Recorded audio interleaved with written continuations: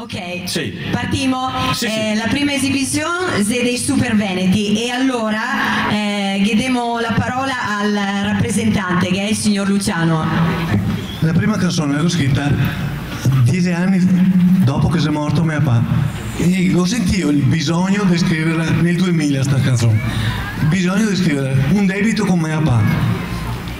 Poi componendola verso la fine mi è venuto in mente che non è stato solo mio papà si doveva fare la sua parte, ma c'è stata tutta una generazione che dopo la seconda guerra mondiale, quando era tutto bombardato, tutto distrutto, si è rimboccare le mani, tira su sulle sue mani e via a lavorare.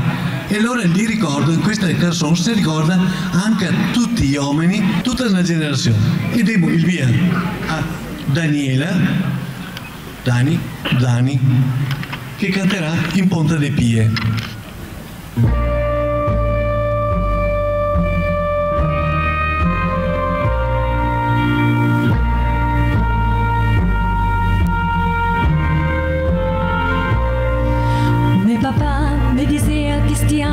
La vita non dava gran soddisfazione, si tirava il carretto a fatica, se doveva crescere, darsi da fare, e che un dia si sentiu grande, quando ancora putinse sta bon, guardar sora la toia alzandosi in Ponta de Pie.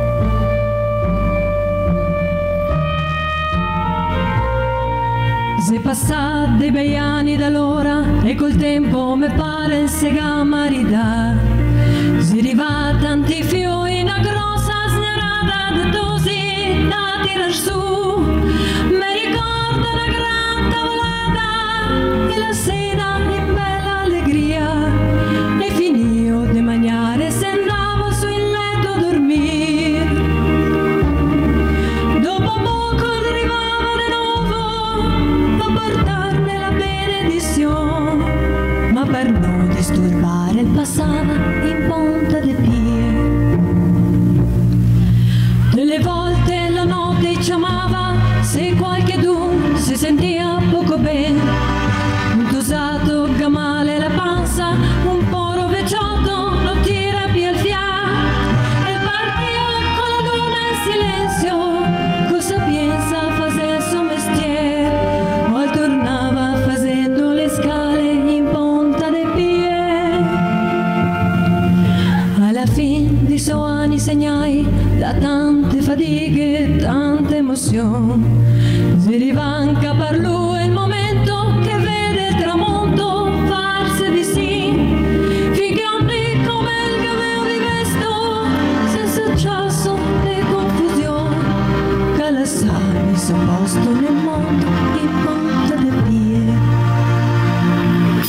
E per cui che come mi pare se cada da fare per trasformare questa terra selvatica e crua in un paese da tutti invidiare, e per cui che vanti da altri con lavoro, coraggio e suor, con un occhio acceso in famiglia del gas levo su,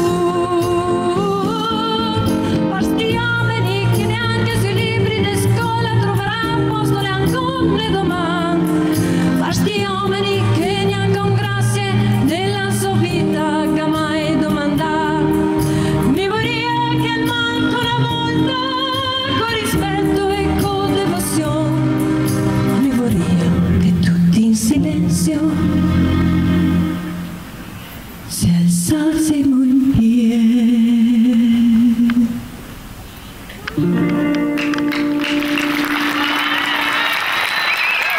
Grazie.